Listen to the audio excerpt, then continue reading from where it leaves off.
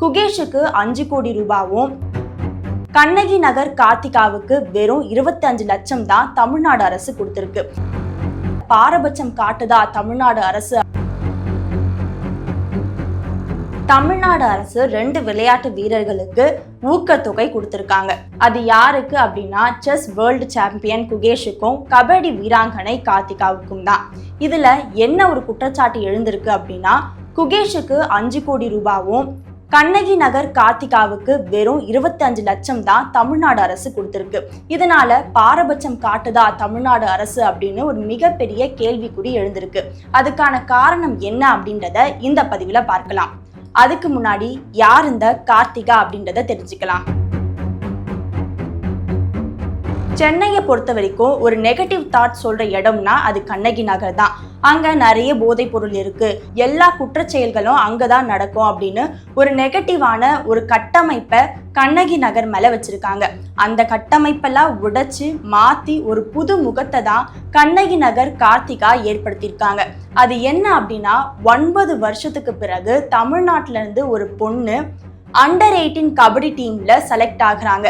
அதுவும் கார்த்திகாவுடைய கடின உழைப்பால தான் நடந்திருக்கு. தேர்வானது மட்டும் இல்லாம கபடி டீம்ல துணை கேப்டன்ற ஒரு பொறுப்போட விளையாடி தங்க பதக்கம் வெல்றதுக்கு காரணமாகவும் அமைஞ்சிருக்காங்க.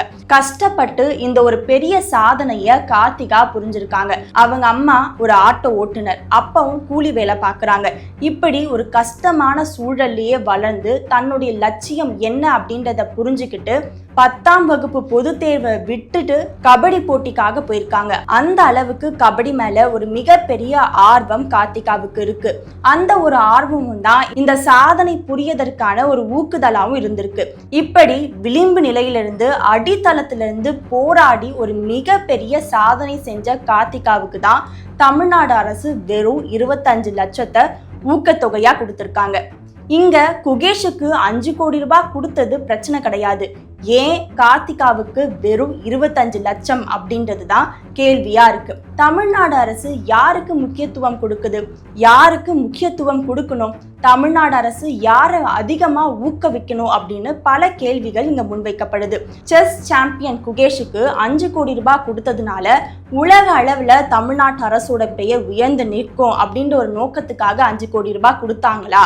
இல்ல குகேஷுடைய விளையாட்டை இங்க யாருமே குறைச்சி மதிப்பிடல. அவங்க புரிஞ்சதோ ஒரு மிகப்பெரிய சாதனை தான்.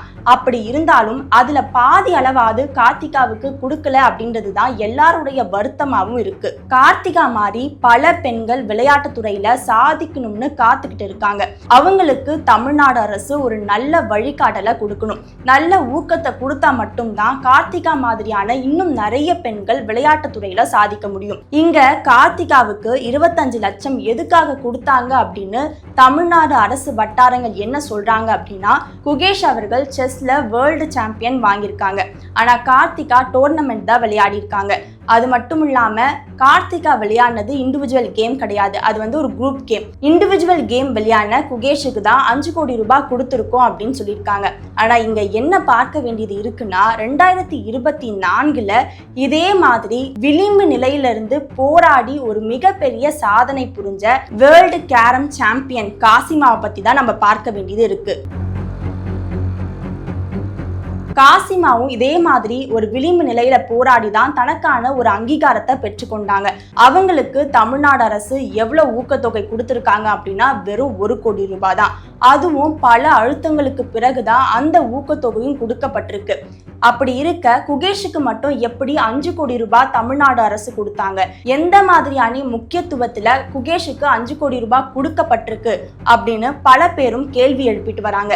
இத பத்தி இயக்குனர் ப. ரஞ்சித் என்ன சொல்லியிருக்காரு அப்படின்னா, பல போராட்டங்களை கடந்து கண்ணகி நகர்ல இருந்து ஒரு பெண் இந்திய அளவுல கபடி போட்டியில தேர்வாகி இருக்காங்க. நம்மளுடைய தமிழருடைய விளையாட்டு கபடி. அப்படி இருக்கும்போது அந்த பெண்ணுக்கு எதுக்காக 25 லட்சம் கொடுத்தீங்க, 1 கோடி ரூபாவாவது கொடுத்து கௌரவிக்கணும் அப்படின்னு சொல்லியிருக்காரு. அடித்தட்டு மக்களை ஒரு தராசிலையும் சமுதாயத்துல ஒரு நல்ல நிலைமையில இருக்கிறவங்களை இன்னொரு தராசிலையும் வச்சு தமிழ்நாடு அரசு எடை போடக்கூடாது அப்படின்றது தான் எல்லாருடைய கோரிக்கையாகவும் இருக்கு. 25 லட்சம்ன்றது அந்த மாணவிக்கு போதுமான ஊக்கத்தொகை கிடையாது. கண்டிப்பா 1 கோடியாவது கொடுக்கணும் அப்படின்றது தான் எல்லாருடைய கோரிக்கையாகவும் இருக்கு. அந்த மாணவிக்கு இது மூலமா ஒரு மிகப்பெரிய அங்கீகாரம் கிடைச்சிருக்கு. கடின உழைப்புக்கு ஒரு பலனாகவும் இந்த ஒரு சாதனை இருக்கு. 12 முறை நேஷனல் அவார்டும் வாங்கியிருக்காங்க. அப்படிப்பட்ட ஒரு மாணவிக்கு தமிழ்நாடு அரசு தகுந்த வகையில ஒரு ஊக்கத்தொகையை கொடுக்கணும். அதுதான் கார்த்திகா மாதிரி ஸ்போர்ட்ஸ்ல சாதிக்க துடிக்கிற ஒவ்வொரு பெண்களுக்கும் ஒரு ஊக்கமாகவும் ஆதரவாகவும் இருக்கும். நன்றி.